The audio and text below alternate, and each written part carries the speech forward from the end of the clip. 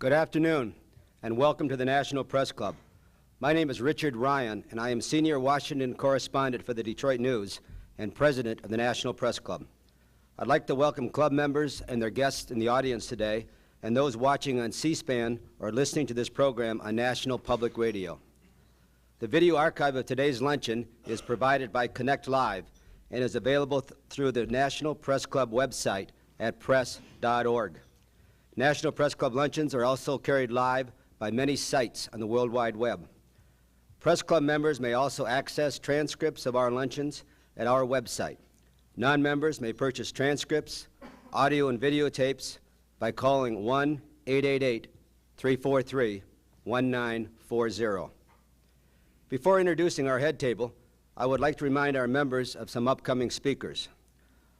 Tomorrow, on May 16th, Edward E. Whitaker, Chairman and CEO of SBC Communications Incorporated, will discuss full and fair competition in the broadband marketplace.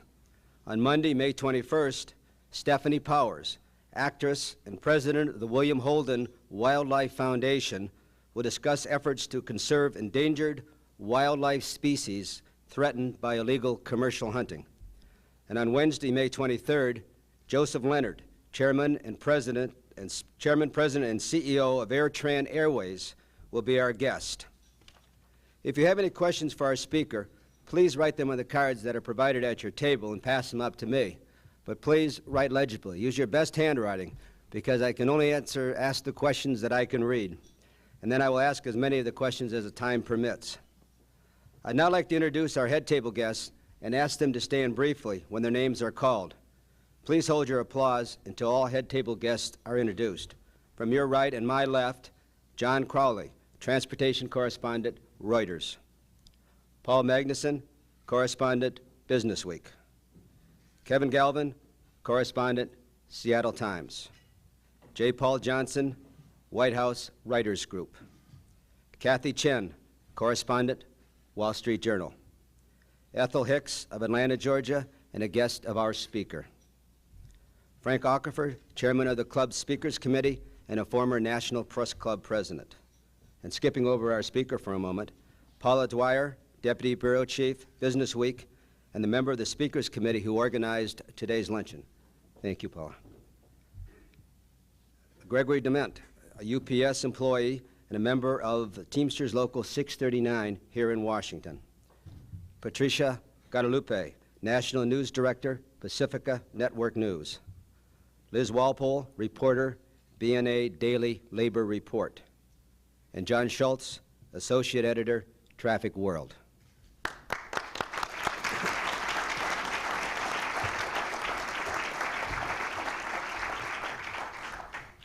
Few labor leaders have a name as instantly recognizable as our speaker today, Jimmy Hoffa. Mr. Hoffa is president of the Teamsters Union, the same union once ruled in the 1950s and 60s by his legendary father, James Hoffa. Mr. Hoffa, a former Detroit labor lawyer, was elected in 1998 and took office in March of 1999 after a long and bitter struggle with former Teamsters leader Ron Carey. Mr. Carey defeated Mr. Hoffa in 1996, but the results were overturned and a new election ordered when it was disclosed that Mr. Carey had illegally diverted $885,000 of union funds into his own campaign. Carey was barred from running again, and Mr. Hoffa won the rerun election. Carey was subsequently expelled from the union and earlier this year was indicted on charges of perjury in connection with that campaign. When Mr. Hoffa assumed office, he found a union that was broke and demoralized from the 2-year campaign investigation. The picture today seems a lot more normal. The Teamsters budget is balanced, the staff is engaged in contract talks and the nitty-gritty of organizing rather than giving depositions. Among others, Mr. Hoffa has negotiated new contracts with the nation's car haulers, the Anheuser-Busch brewery workers, with Northwest Airlines flight attendants, and he helped settle the 5-year-long Detroit newspaper strike. On the horizon is a new contract with United Parcel Service, negotiating a new master freight agreement, new organizing campaigns, and settling the long, drawn-out strike against Overnight Transportation Company. He also is determined to rid the union of the government supervision that was instituted 12 years ago in settlement of a suit brought against the Teamsters Union by the Justice Department. Mr. Hoffa must also stand for re-election this year. The nominating convention will be held next month in Las Vegas, and the voting will take place in October, with the results known in November. On the political front, Mr. Hoffa briefly flirted with Republicans last year before endorsing Al Gore for election as president. But it is clear that his political backing can no longer just be taken for granted. He was angered when President Bush pledged to honor the U.S. commitment to the North American Free Trade Agreement and allow Mexican trucks to operate in the United States. But just yesterday, following a meeting with Vice President Richard Cheney, Mr. Hoffa enthusiastically endorsed President Bush's proposal to open up the Arctic National Wildlife Refuge to oil drilling. As the son of a Teamsters president, Mr. Hoffa has been around the union most of his life. As a child, he grew up in union meetings and on picket lines. His father presented him with his first union card when he was 18.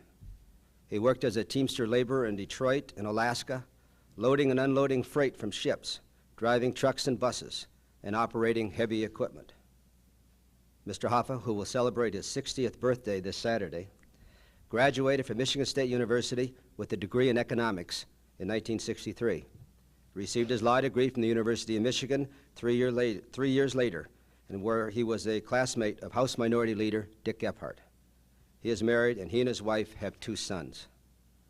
Since his election, Mr. Hoffa has sought to honor his father, who disappeared outside a suburban Detroit restaurant in 1975.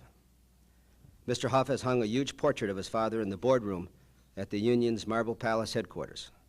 A charcoal drawing of his dad hangs in his personal office. We have unified this union. We have pulled it together, Mr. Hoffa said in a recent interview. The union had lost its way. It was horribly divided, and the union wasn't doing its job. And we have been able to rebuild that, and I think my father looking down from heaven would be very, very proud. So please join me in welcoming James Philip Hoffa, Jimmy Hoffa, to the National Press Club.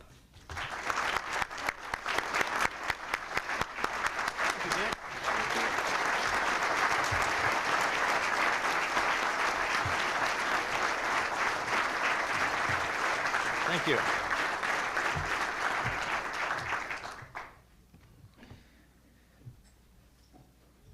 Thank you, Dick. It's great to be back at the Press Club. We were here last year, and it's great to be honored as the press newsmaker again to be back here.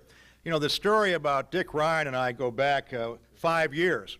As he mentioned, we had the Detroit newspaper strike, and he works for the Detroit News, and we had a relationship where I could not talk to him or give him interviews because we had organized a boycott, and that extended to the national campaign people.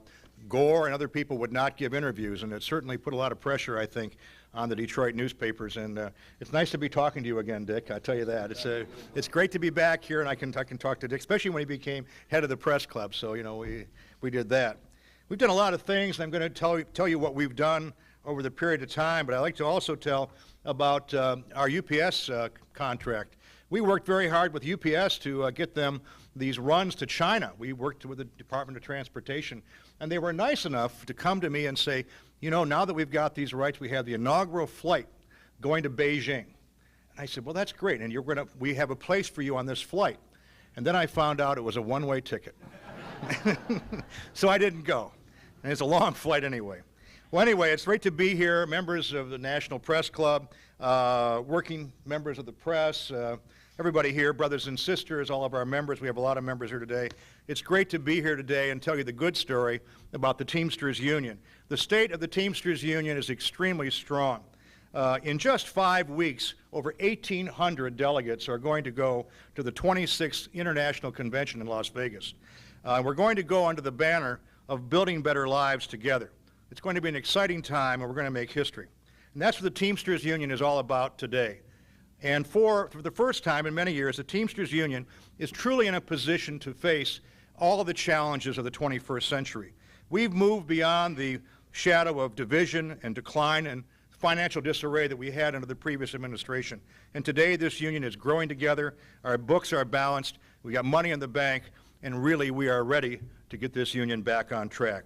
The rank-and-file Teamsters from across North America are preparing for the most democratic and forward-looking convention in Teamster history. Today's Teamster Union is a model of Teamster democracy and member participation. But we can do more. And so, during the convention, my administration will propose a package of constitutional amendments that will codify and expand internal democracy in the Teamsters Union. The reforms will be proposed, and they will be unprecedented in the annals of American labor history. The Teamsters Union will set standards against all unions that will be measured. The pillar of our democracy package is a constitutional amendment that will enshrine forever the principles of one member, one vote. It was the direct election of international officers and convention delegates that the U.S. government called the cornerstone of reforming the Teamsters Union. And I am ever mindful that without the democratic election, I would not be president of the Teamsters today. Now, 12 years after signing the consent decree with the government, we will make the direct election a lasting legacy of our administration. The decisions in the Teamsters Union will always come from the members. The guiding principles of the Teamsters will be the members run this union. Why have we placed such a high priority on maintaining democracy in this union? Because only a truly democratic union can appeal to all the unorganized members out there that we have to organize in the future. Because only a truly democratic union can fight corruption through member involvement and accountability. And because only a truly democratic union can mobilize an army of Teamsters families to take an active role in their government through political action. Democracy is crucial to the unity, strength, and growth of the Teamsters Union and to all organized labor. Our democratic reforms will provide even more evidence that the Teamsters Union can run our own house with competence, integrity, respect for diverse opinions. Our union has been under government supervision for more than 12 years. There is a universal agreement that the consent decree signed with the government has successfully removed organized crime from the influences in this union. And there is also a universal agreement throughout the union that it is time for the government to leave the union. Our members want their union back. They want an end to the government supervision which has cost our union over $100 million in dues money. And our members have shown that they deserve and can be trusted to run their own union. My administration has been in office just 27 months, yet we have achieved a long record of accomplishments for which our members take great pride. Our financial house is finally in order and the books are balanced, thanks to our Secretary-Treasurer, Tom Kegel. Stand up, Tom. He's done a great job. He's my partner.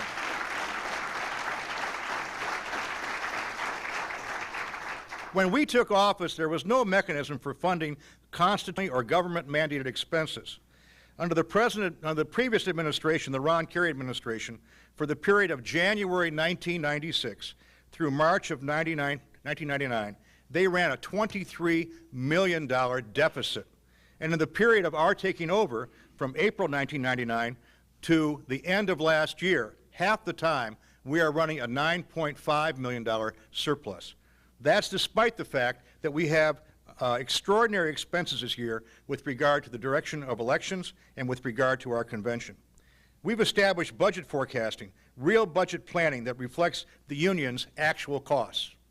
And today's Teamster Union has regained its rightful place in the vanguard of the American labor movement. The Teamsters are again commanding respect from employers, from Congress and local governments, from the media, and most importantly, from the legions of anti-union forces who thought and hoped that the Teamsters were dead. Teamsters' power is again a positive force in the social and economic life of our nation. The Teamsters are a force that cannot be ignored. We have accomplished much in the period of time we've been here, only 27 months. I'd like to take a few moments to review a few of our accomplishments just over the past 12 months since I was here. We've organized a lot of companies in that short period of time. We're winning 45% of our NLRB elections as opposed to 35% under the previous administration. And the NLRB numbers don't tell the whole story. We're doing a lot that is not noticed by the NLRB in the airline industry, in public employee sector, and in Canada. For example, we've picked up 1,000 members at the San Francisco airport just by going out with a card check program that has been established by the local leaders. We've also made sure that these people are acting as a catalyst for other activities around that airport. Also, Dobbs International Catering Company. We've picked up 10,000 members just last October. And recently we picked up 400 Nevada State Highway Patrolmen who joined our local in Las Vegas because they wanted to be Teamsters. And that's the first time we have a group of state highway patrolmen in our union. This victory came after our union helped introduce and pass a bill in the state legislature of Nevada that gave state employees the right to opt out of their troubled health and welfare plan and to join a good Teamster plan. And we've also picked up 1,100 members in Canada, flight attendants with Air Canada. So there's a lot going on in the Teamsters Union that maybe isn't indicated in the NLRB records. Our Operation Tanker, another organizing drive that we have instituted, deals with organizing the bulk transfer companies, the big trucks that you see going down the highway. And what we've done there is to address the problem of the pressures that are put on drivers who drive by the mile and who are put on more pressure to sacrifice highway safety and worker safety. We have turned our attention to rallying our Port Everglades tank haul drivers who want a higher standard of living. Local 79 of the Teamsters recently won 3 organizing campaigns in Tampa and Cocoa Beach, Florida.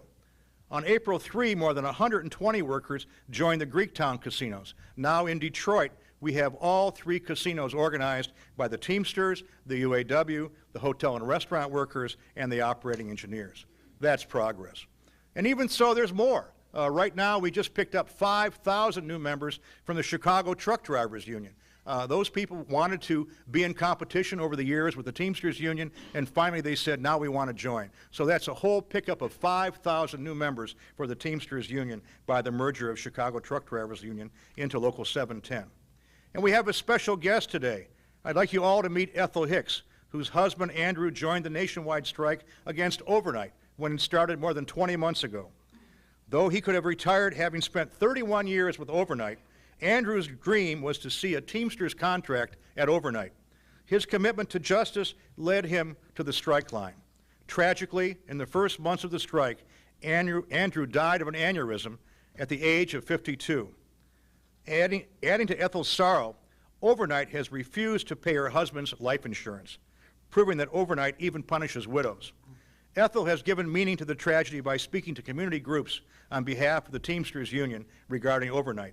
Last January, she joined the night strikers to lead the Martin Luther King Parade in Atlanta. Please welcome Sister Ethel Hicks. Stand up, Ethel.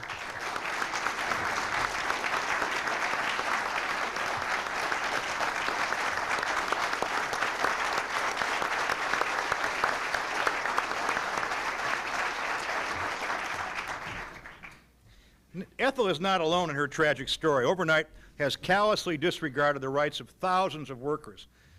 In all of my years as a labor lawyer, I never saw such arrogance demonstrated by any one company. From 1994 to today, overnight transportation has amassed the worst record of labor law violations in the country. You know, we used to say one of the worst. Now, according to the records kept by the National Labor Relations Board, it now appears that overnight is the worst. There's no doubt about it. In February, the Fourth Circuit Court of Appeals ruled that overnight is guilty of serious and pervasive misconduct and violations of federal labor law. Last month, the Labor Board found overnight engaged in bribing an employee to circulate a decertification petition. Time and again, we have called on Union Pacific, overnight's parent company, to demand that overnight obey the law. Our appeals have been fruitless. Through it all, we estimate that overnight has spent in excess of $100 million fighting our organizing effort. $100 million, can you imagine? Can you imagine what we could have done with a contract that could have been settled for so much less? The Teamsters are engaged in an extraordinary labor war with overnight to determine whether overnight workers, or any workers in America, have a fundamental right to organize. Or can companies such as Overnight and Union Pacific spend millions of dollars to subvert that right, in essence, erase that right? That is the central issue of the overnight battle. And that is why the AFL-CIO and other international unions have contributed to and supported the overnight campaign so vigorously. This is why last fall, presidential candidates, mostly from the Democrats, stood on our picket lines, on overnight picket lines, and joined us there. With the recent Fourth Circuit Court decision and the Labor Board's bribery decision, it's no longer the Teamsters alone who stand in alarm of overnight's misconduct. Now, all Americans know about overnight's serious and pervasive labor violation. Overnight mocks the law.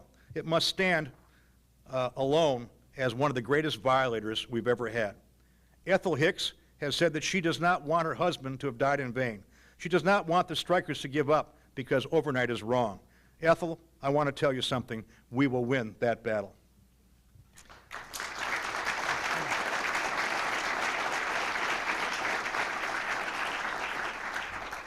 In addition to overnight, we're also organizing port workers. We're looking at organizing over 55,000 workers on the East and West Coast. These are the people that drive the trucks that haul the containers in and out of the different ports. It's a new organizing campaign, and it's very exciting about what we're doing. You know, organizing is the lifeblood of the Teamsters Union. Corporate America takes great delight in recording and publicizing the supposed decline of the labor movement. And that's why big business wants America to believe. But the demise of organized labor has been overstated. In 2 years, the Teamsters Union will celebrate its 100th birthday. We are still growing and still standing. We have held our own despite being battered by many different changes that have happened over the past 20 years. Trucking and airline deregulation, trickle-down economics, anti-worker legislation, NAFTA and other so-called free trade agreements that send millions of American jobs to the third world. Not only have we held our own, but our numbers are up since I took office in March of 1999. We are not content with the status quo. The courts and legislatures will continue to be stacked against working families. In the political arena, labor unions continue to be outspent by big business. Organizing is a matter of survival for all unions. While we are gratified by our recent growth, we are not satisfied. Our convention will tackle the issue of increasing our organizing activity. The Teamsters is known for strong contracts, the envy of all American workers. But to win good contracts, we must increase our bargaining leverage. And we know from hard experience that bargaining and organizing are joined at the hip. To win wage and benefits gains, we must make sure that we maintain our market power. And our market power is tied to organizing. We cannot achieve a good contract unless we are strong.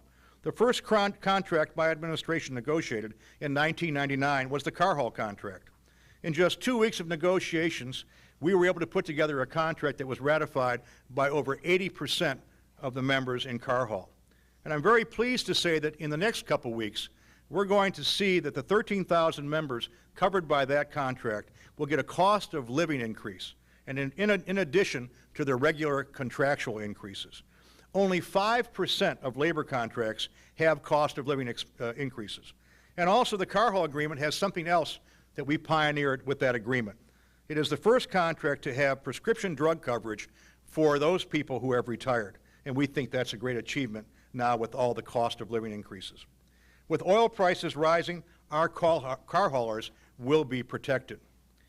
And after the car haul agreement, we never stopped. We went right to work. We went to work on Northwest Airlines.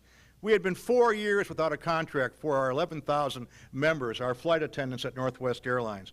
And we were able to get a good contract. It was ratified by more than 70% of those participating. And they stood together also, all of us stood together down in Oklahoma, Missouri, and Kansas when Associated Wholesale Grocers took on the Teamsters. And you know, we got in a real fight with them, but we organized our community. We organized boycotts. We organized the clergy. We got everybody together, and we were able to bring that to a successful conclusion and save 1,400 jobs for our local in Missouri. And that we also brought again, as I said, to the brutal Detroit newspaper strike. Detroit Free Press and the Detroit News were on strike for so long, and I couldn't talk to my good friend Dick here. But you know, it's a strike that we had to have. It's a strike that went on for a long time. And finally, we realized that the war had to be over. We went in and we settled that strike. We settled it with dignity. We put people back to work, and we're very proud of the settlement we made. My administration forced United Parcel Service to create 10,000 full-time jobs that they owed us from the 1997 negotiations. Joining me today on stage is Greg DeMint of Teamsters Local 639 here in Washington, D.C. Brother DeMint was a part-timer for 10 years at United Parcel Service. He couldn't become a full-timer until we won that arbitration. He served as our shop steward while waiting for a full-time job, and finally he got that job. Let's hear it for Greg DeMint.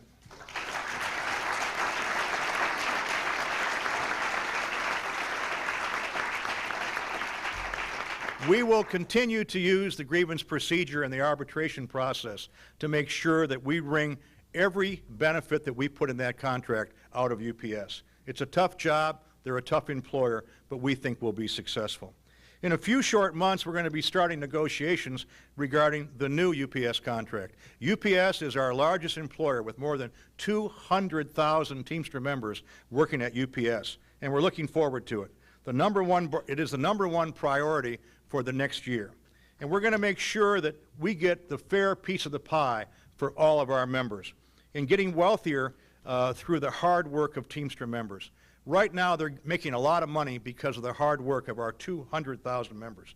Wage and benefit costs grew only half as fast as profits at UPS. Our contract campaign will build on the lessons we learned in 1997. We will unveil our member-to-member contract campaign at the Teamsters Convention next month. We will be better prepared and united and more determined in 2002. We will not be taken for granted. We will do what it takes to win a successful contract for our members at UPS.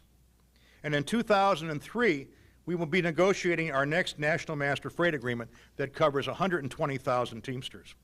Now, on a local note, I'd also like to recognize our rank-and-file members who are here today from Teamsters Local 639 and Teamsters 730 in the audience today.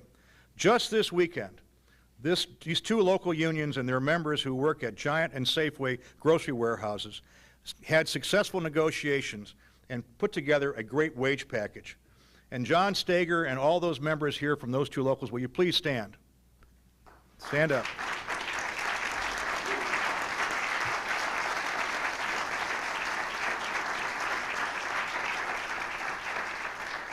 John Steger did a great job in the negotiations along with his negotiating team, and he did a very astounding thing. He was telling me the ratification numbers. He said the Safeway ratification was 171 to 1.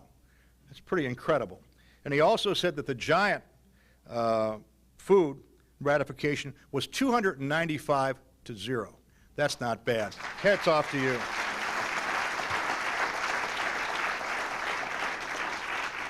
I'd also like to recognize two other members here from Local 639 from Martin Brower Company who deliver for McDonald's. They just ratified a strong contract this past Friday. Let's hear it for them. Where are they at?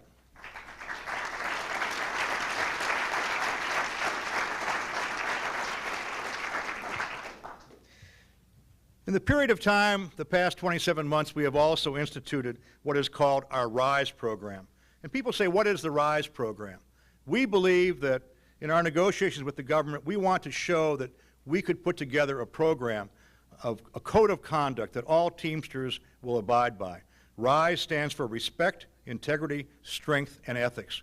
And we have done that. And we intend to present that to the government as the new code of ethics in which all Teamsters will be judged by. And we think that it is fair. It continues our struggle against the corruption that could arise itself in the Teamsters Union. Under the leadership of a former federal prosecutor, Ed Steer, a task force of officers and rank-and-file Teamsters created the code of conduct that is the basis for RISE. Further, we have created an environment that allows local unions to thrive in democracy. My predecessor placed more than 80 local unions in trusteeship, many of them for personal gain. I've taken a different approach. During our 25 months here, we have taken 12 locals out of trusteeship and returned them to the members. That's what we believe in. End the trusteeships, let the members have their own locals. Local unions belong to the members, and they should not be pawns in some political game. Moving to politics, there is much interest in the Teamsters' relationship with the Republicans. The Teamsters Union takes a decidedly bipartisan approach to politics. Our brand of partisanship is based on issues, not parties. Any party or politician that fights for our members will receive our support. Many of our Democratic friends have left us in the past, so we have to find friends wherever we can find them. Many of Labor's traditional friends have abandoned working families on issues such as PNTR for China, Fast Track Authority, and ergonomics. More than ever, we believe that there are permanent friends, just permanent interests. Our union must maintain its leverage in our fight on behalf of working families. As you know, last year, we endorsed Al Gore after an exhaustive process. We met with all major candidates and polled our members, and Al Gore won the popular vote with the help of labor and Teamsters. But today, George W. Bush is our president, and he's in the White House, and we are working to find common ground with the new administration. We are working with the president to promote oil exploration in the Alaskan National Wildlife Refuge, a decision that will create 25,000 Teamster jobs. Just yesterday, I met with Vice President Dick Cheney and Secretary of Labor Elaine Chao to explore our common interests with regard to the energy crisis. This is not an epic battle between environmentalists and big oil. We must find a way to maintain affordable fuel for all working families. You know, we did some calculations with regard to the rise in oil prices. Every 30 cents our gasoline prices go up takes $38 billion out of the pockets of working Americans. Some 600,000 of our Teamster members turn a key in their vehicles every day, as do tens of millions of Americans. The Teamsters are working to achieve a responsible balance between the economy and the environment. We also worked with the administration to find common ground in their decision with regard to project labor agreements.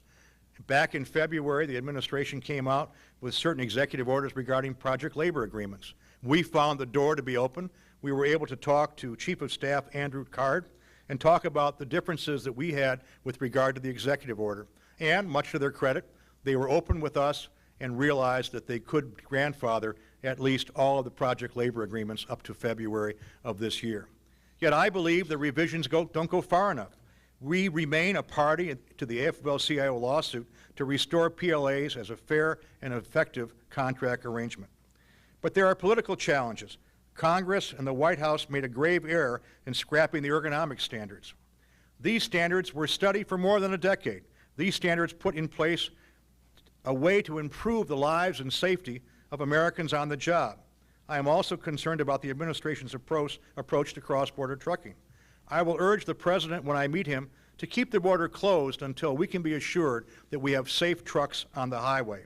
At the present time, American drivers go through extensive testing. They have to pass a CDL, they have to DOT physical, they have to go through all types of training and regulation.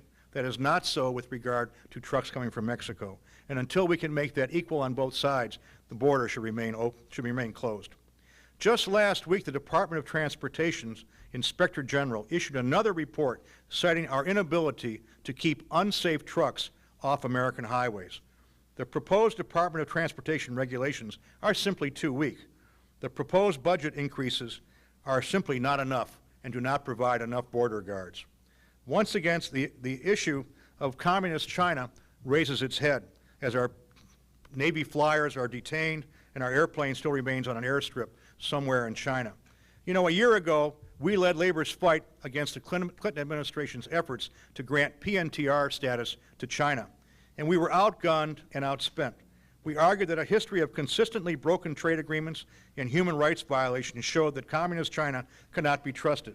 Simply put, their word is no good. Events, unfortunately, have proved us right. The battles go on in Washington, but they're not all here in Washington. They're all over the place. And we're basically out there in the country. Right now, we're in a major battle in Oklahoma, where the legislature has introduced a right-to-work bill, and we have dispatched a number of Teamsters, along with many people from the AFL-CIO, to see that we make sure that that bill, that anti-worker bill, is defeated when it goes on the ballot on September 25 of this year. We've also joined the AFL-CIO to make sure that that battle gets won. You know, we're on the eve of a great election, and we're talking about the Teamster election. The Teamster election will have nominations in June of this year, and I've already talked about it. The election will happen in October. Ballots going out October 8th and counted November 14th. This will be the first Teamster election that is not paid for by the taxpayers, and I know everybody's happy about that. Finally, we're paying for it, and it's very expensive, but I think it's part of our evolution to the fact that this Teamsters union is free, democratic, and independent. This is the fourth Democratic election since the federal consent decree was signed in 1989. For the first time, the Teamsters selected the election officer who presides over our election. For the first time, not one dime of taxpayers' money is involved. We have proven that today's Teamsters is an open, democratic organization. We have proven that today's Teamsters can govern their own affairs and run their own union. We have proven that today it is time for the government to leave. But I do have one major concern about the election, and that is voter participation. As we are concerned about people voting in our national elections, we are also concerned about member apathy in the Teamsters election. And I want you to know that this administration would do everything it can to be sure that Teamsters vote in this election, that we get the vote out, and we will spend union money to make sure that we increase our turnout so that our true vision of a democracy comes true. It's nothing if members don't vote. It's a hollow thing, and we have to make sure that we do get this vote out, and we're going to do that. My administration has worked tirelessly over the years to get the vote out, and we're going to do it again. The Teamsters right now are on a new tact. As I travel this country and meet our members, it's really an exciting time to be president of the Teamsters Union.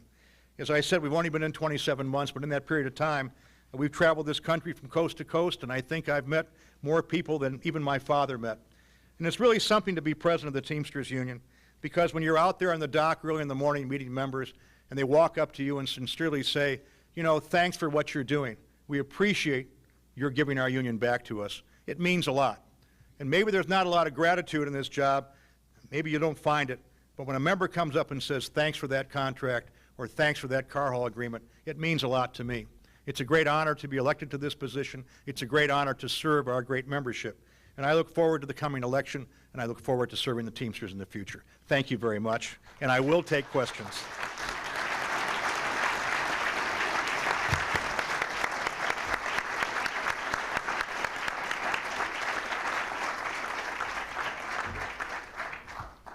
You talked a lot in your speech about the overnight strike that's going on, and yet you don't appear to be any closer to agreement. A couple questions asked, what do you think is the solution to the overnight strike? And another questioner says that overnight the company has given the final offer. Why doesn't the Teamsters simply put this offer to its members for a vote? Well, the overnight campaign has gone on for a long time, and we've had over 200 meetings with the company, and we think that we keep the pressure on them. We're doing ambulatory picketing. We've cost them a number of major customers because of our unfair labor practice strike, and many of these things are part of our unfair labor practice strike and ambulatory picketing. We think we're being successful. I talked to John Murphy, who's running our campaign, and I think that it's coming along very well. With regard to any final offer, we don't think that their final offer is good enough. We have made offers in the past that are consistent with other agreements that we have.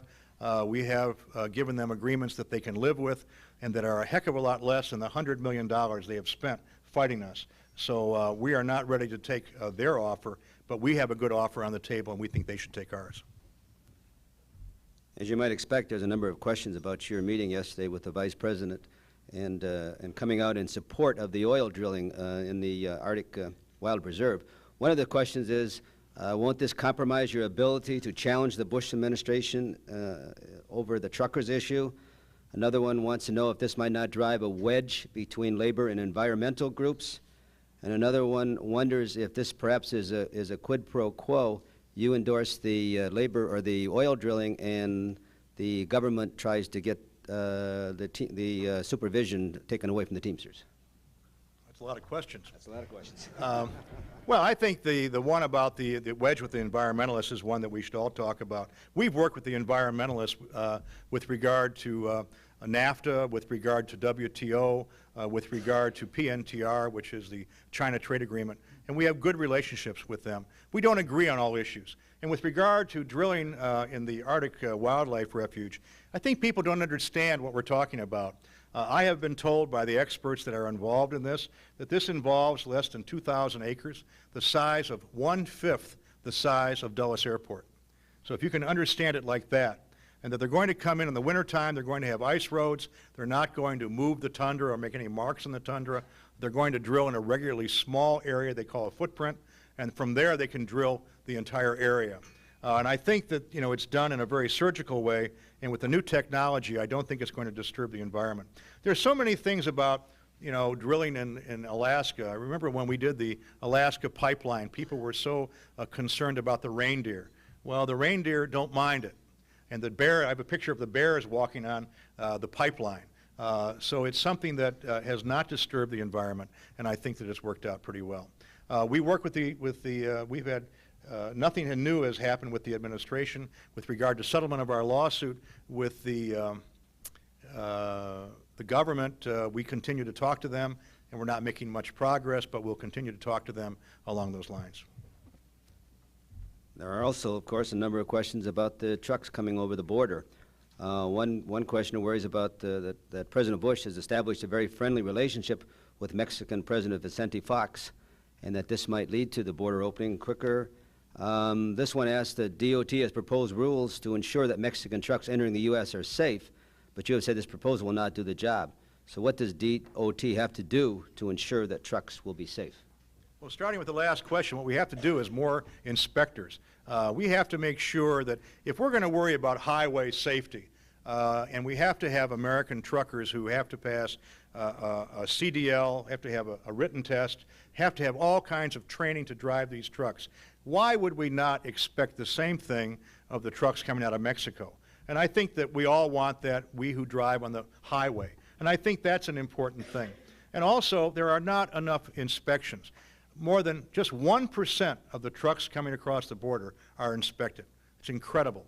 We have talked to Border Patrol people. They say that we do not have the manpower, nor do we get the orders to stop these trucks. They say we see phony driver's licenses coming across, we see phony bills of lading, and we're not told to stop these trucks. And they said that if we're given the manpower and the orders, we can do one heck of a job of controlling this. The other thing to remember is the drugs coming across the border. I mean, this is really like a green light for the drug dealers in Colombia and Mexico, because this is probably the best news they've had. We can really bring those drugs into America now because there's nobody at the border. We have had people on our staff go down to the border, and they find that the border is patrolled from 9 to 5, then they shut down, and the trucks come across. So I think if I was one of those illegal truck drivers, I would know when to come across. So this is what we're running into. There's nobody down there. 1% of the trucks are inspected. We need more people. We're trying to get this across to the administration that there is a problem here with highway safety. And unfortunately, it's probably going to take some horrible accident. And a number of accidents have happened in California already involving trucks that do not have proper brakes, do not have proper tires, being involved in horrendous accidents. And it's only when this starts happening that perhaps people will start listening to what we're saying. It makes sense to have equal rights, equal standards for both people. Their trucks have to meet our standards, and they also have to meet the standards of driver training. The other thing that we talk about is that, you know, if you go down the highway, there are computers that tell you about your driver's license. If you get a ticket in Michigan, it goes on your driving record. If you get a ticket here in Maryland, it goes on your driving record. Over there, they have no computers. There's nothing linking all this together. So if somebody gets a ticket in New Hampshire, it doesn't mean anything. You can rip it up. It doesn't go on his record. And I think that's a real problem. There's no way to track these drivers coming across the border. And recently, a couple years ago, we sent one of our Hispanic members down to Mexico, and he was able to go to 3 different states in Mexico and get 3 different licenses. And that kind of shows, and he was on workman's compensation. So, and with a bad back. So no one did an inspection on him, and he went out, and we were able to publicize these 3 licenses. So really, it's easy to get a license down there. Anybody can drive a truck. They drive for roughly, maybe 20% of what we get paid. And it's an unfair competition, and it's unsafe for Americans. So we want to make sure to keep pressing our case. I've discussed this with the Secretary of Transportation, and I know that he knows about our concerns, and we're going to continue to talk to members of Congress about this great concern to the driving public. This question notes that the Department of Transportation has proposed revisions to truck drivers' hours of service. Do you think these changes are necessary? And if so, what changes would you like to see? This issue came up during the Clinton administration. We took the position that hours in service are proper the way they are right now. Does anybody think we should have our drivers going more on the highway, driving longer hours? I don't think so. We have a number of owner-operators that run a lot of hours. We think the present way they have it now, 8 hours is the way to do it and keep it that way. That was a position we took with the Clinton administration, and evidently the the new administration is going to start all over again with new rules, and we will certainly put forth our position along with the American Trucking Association and the different companies that we have contracts with. In that context, this question notes, I think it's sort of addressed to you. It says, there are so many accidents on the roads and highways today, and many are related to the truck drivers who may often force people off the road. Could you please issue orders to the drivers to drive with extreme caution? I'll do that. I was part of a thing that talks about the no zone, where people will come up in the area where the truck driver can't see them, and they'll kind of ride along. I've seen people do that, and you wonder, what are they thinking? This enormous truck is going down the highway, and they pull up in an area where they know they can't see them, and they continue to drive next to this truck. I see a truck, I go by it, and I think everybody else should. I wouldn't hang around these big trucks. Our drivers are very trained, but they can't see everything. And don't forget, most of the accidents that happen are not involved with the organized truck drivers, the ones from roadway and yellow and consolidated freightways who are trained and work regular hours and have top equipment. So many of these accidents happen because we have these owner-operators out there who own their own trucks, who are driving day and night trying to make their truck payments, will go one way and then come back and work incredible hours and dummy up their logs to make sure they make enough money so they get their truck payment. So it's a real pressure on some of these independent truck drivers to exist in this country. They're under tremendous pressure to live in this country, and especially with the rising cost of fuel right now. And so that puts a lot of pressure on them, and a lot of the accidents, I think, happen because of these drivers. This questioner asked about the free trade, the proposed free trade of the Americas Agreement and the fast-track authority for President Bush on trade agreements. And they want to know if the Teamsters will support the version of either one of these two proposals. Well, the answer is no. We will not support the new trade agreement for the Americas. We have entered into a number of agreements that have been all bad agreements for the United States. NAFTA is a terrible disaster.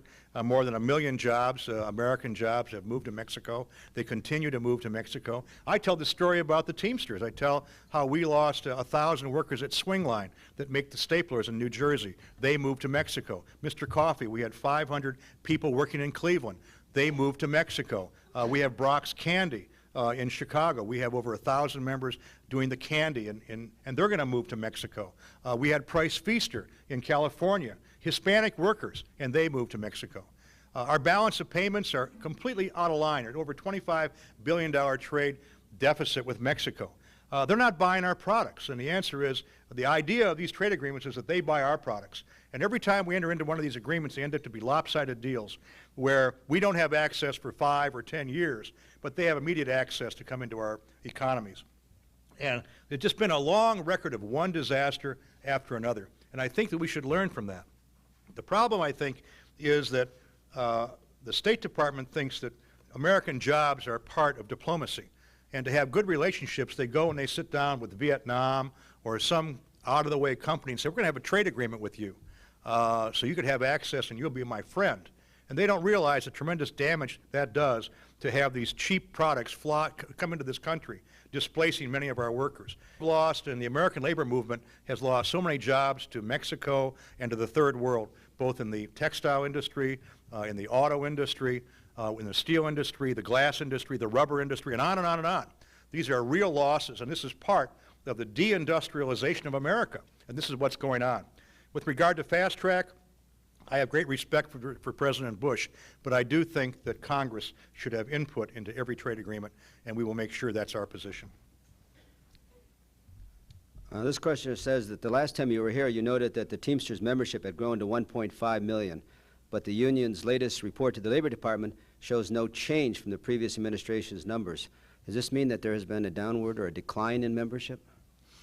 It means our membership goes up and down. I mean, I get the reports every day. One month we're at 1.5, 1 month we're at 1.4. It goes up and down every month. It fluctuates with the system, with the seasons. It fluctuates with construction, and our numbers are all over the place. Our numbers are up from what they were in 2000. Our 2001 numbers are up, and that's because we're organizing. You have to realize that to maintain a steady level, you have to organize thousands of people. We lost more than 25,000 members when Preston, A&R, Pony Express, Krause Cartage all went out of business, all went into bankruptcy. And these were high-paying, high-dues jobs that just completely went into bankruptcy and disappeared. We lost the companies I just enumerated to NAFTA. So we're losing members to NAFTA, we're losing members to bankruptcy, we're losing members constantly.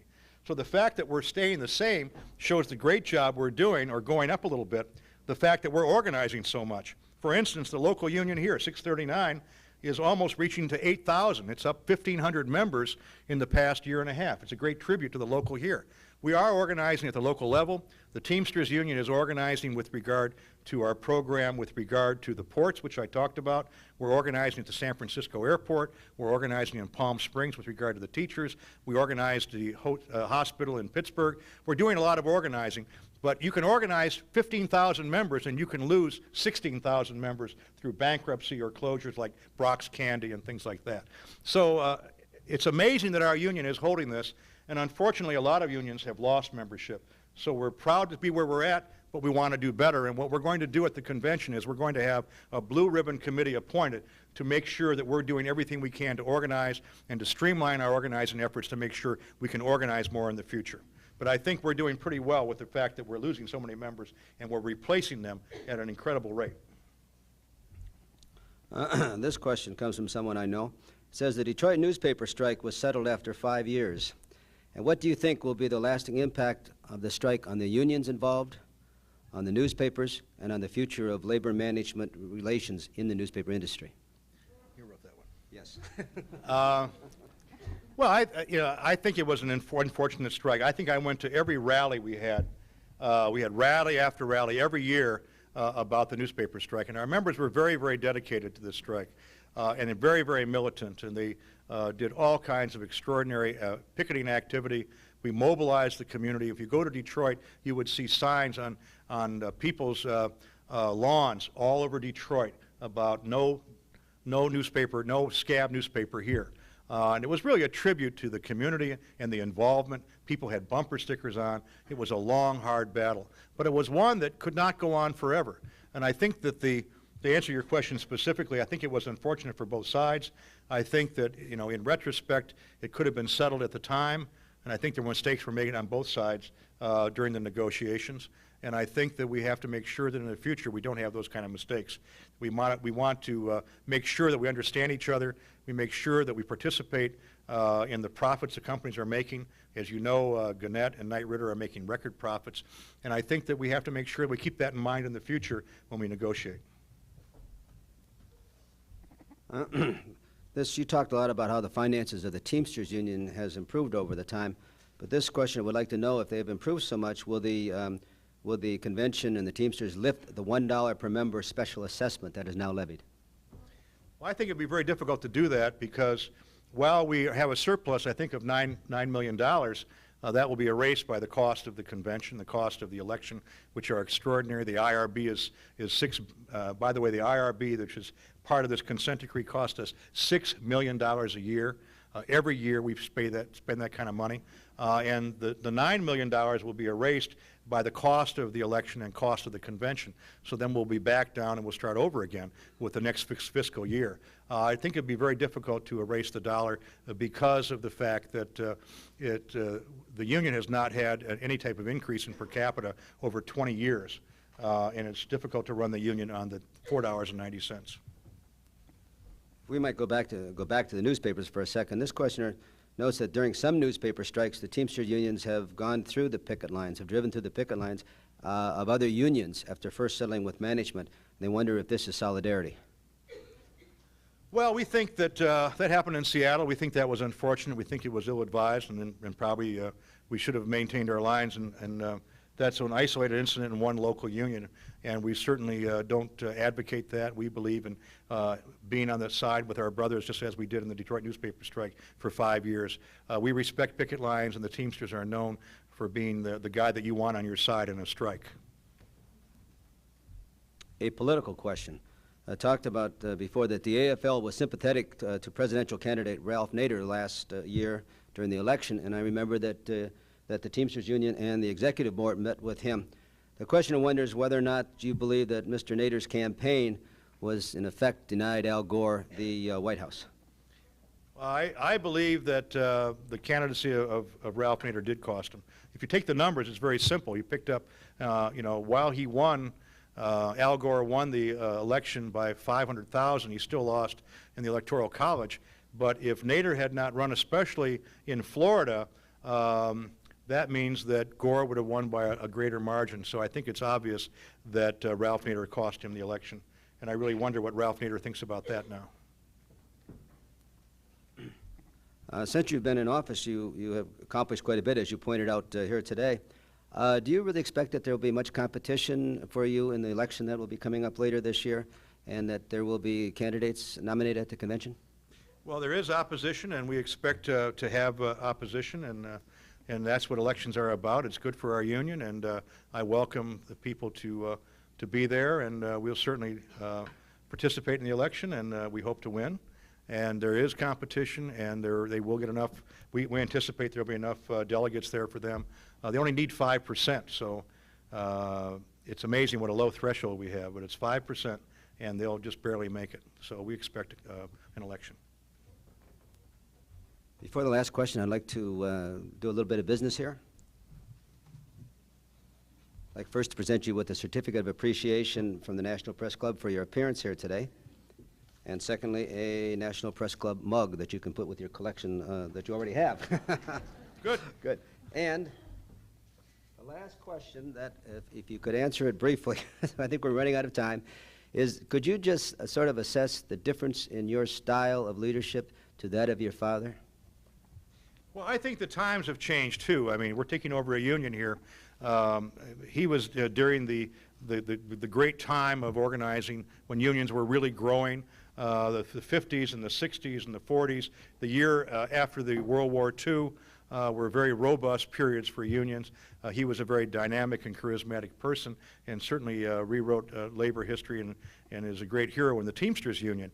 You know, it's hard for me to assess myself, but I know that what we're doing is we're doing the hard work of getting this union united. I'm very proud of the fact that I took over a union that was hopelessly divided. People wouldn't even, from different local unions, wouldn't sit in the same room together. We've basically changed that. The union is running well today. We've got good cooperation. We just had unity meetings throughout the country where we would meet the leaders in all the West or all the East. And the solidarity and good feeling there, I think, is the basis that we can build on. And I like to say that it's not me, we're a team. You know, this isn't a cult of personality. It's a matter of a great group of people who are on our executive board working very hard to make sure this union runs properly, and I think we've got it running properly now. Thank you. Thank you. I got to say, it's good to be talking to you again. I like talking to you too, Dick. Thank you.